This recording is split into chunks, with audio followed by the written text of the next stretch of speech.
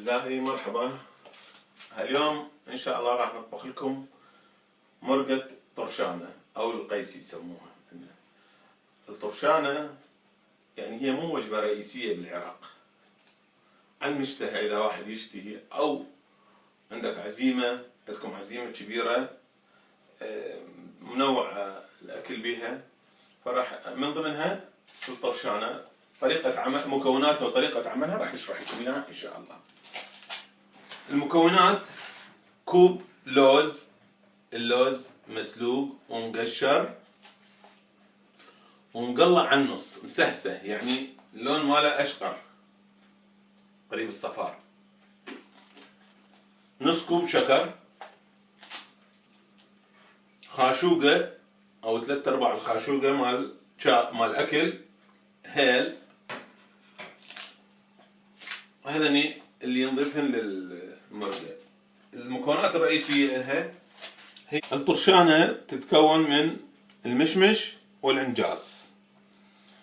الطرشانة والألوشة، الألوشة هي العنجاس المجفف، الطرشانة طبعا هي المشمش المجفف، موجود هنا عندنا بالأسواق السويدية. هاي هي الطرشانة، تكون طرية فريش بس مجففة من المي، مكتوب عليها أبريكوس، معناتها مشمش مجفف، يعني مشمش بس تكون مجففة معلبة. الألوشة موجودة هم صفها تلقوها بالأسواق، بلومون اللي هو العنجاس المجفف، هذا هو. بالنسبة لبلدنا الطرشانة طريقة تجفيفها تعرفون بدائية، يخلوها يعرضوها بالهواء والأجواء وتراب وغير شيء، فراح تكون معرضة للتراب، الرمل، كل عوالق الموجودة بالجو تتعلق بها.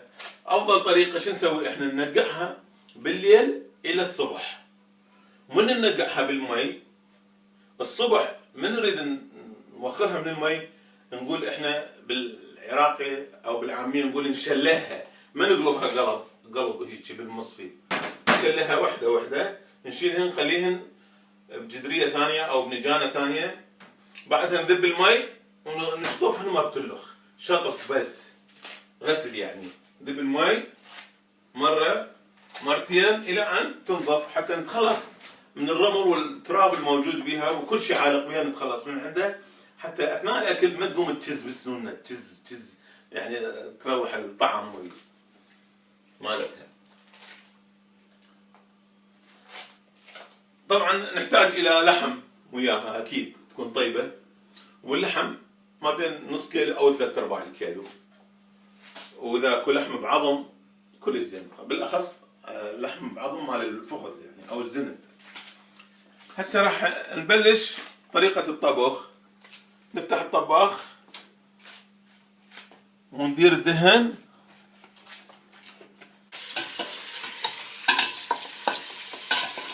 بعد ما خلينا الدهن واللحم بالجدرية نبدي نقلب بيه حتى يتحمص اللحم. بعدها راح نجيب الطرشانة هي والألوشة مخبوطة سوية، ماكو داعي كل ساعة ننزل حاجة. هذه الطرشانة كميتها كوبين للطرشانة ونص كوب للألوشة.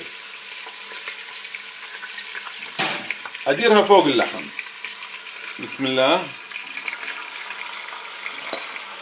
كليتها. محضر مي طبعا اني اقلبها، محضر مي حوالي 3 كوابة الها.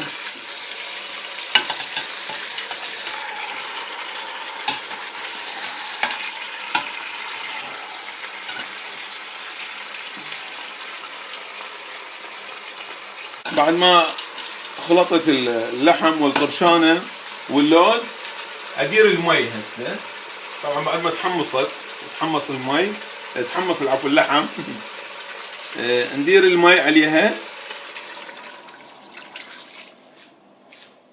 اذا احتاجينا بعد ندير لها شوية مي.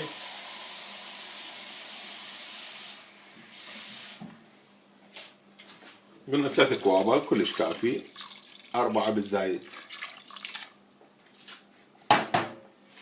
طبعا بدون ملح بدون معجون، هي طبيعتها هالشكل تصير. ادير الهيل هسه،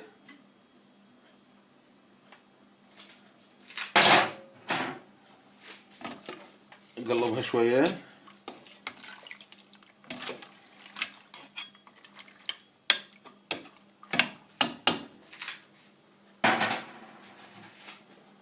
ادير الملح الشكر العفو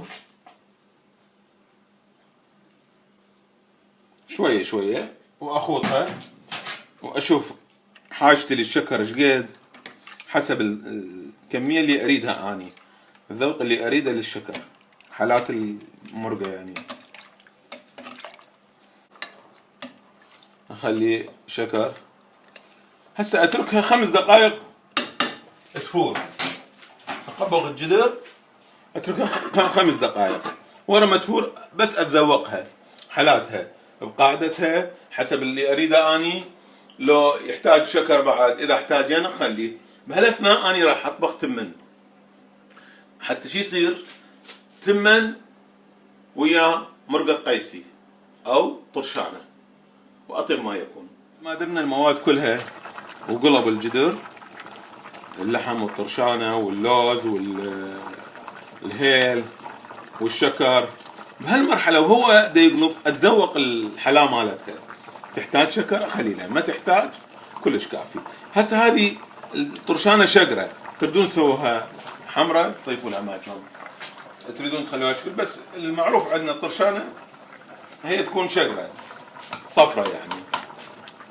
نترك الجدريه على هالحال لمده 5 دقائق تفور فوره قويه.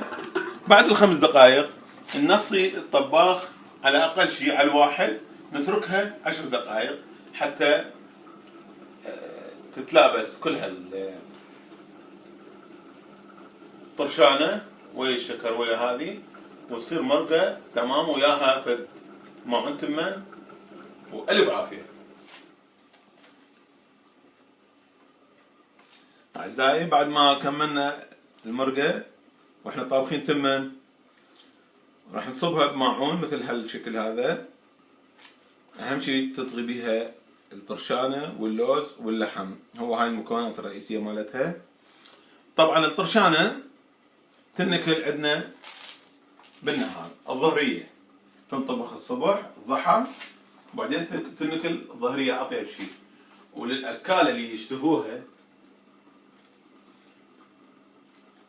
كثروا لهم اللحم، قسم ما يحبوها انت اذا سويها كثر اللوز بيها، حتى اذا اكلت مرتك ما راح تاكل الطرشانه، ما تحبها الطرشانه اكيد، راح تقعد وياك تاكل اللوز، على الاقل اسم شخص واحد دا ياكل وياك.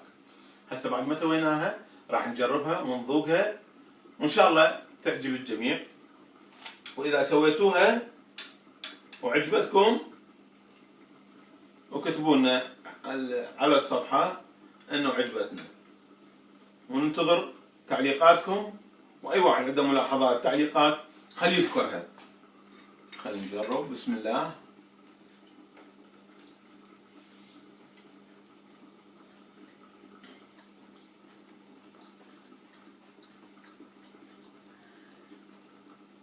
تمام، مكانكم خالي، واكلوها وسووها واعتنوا بيها وبألف عافية.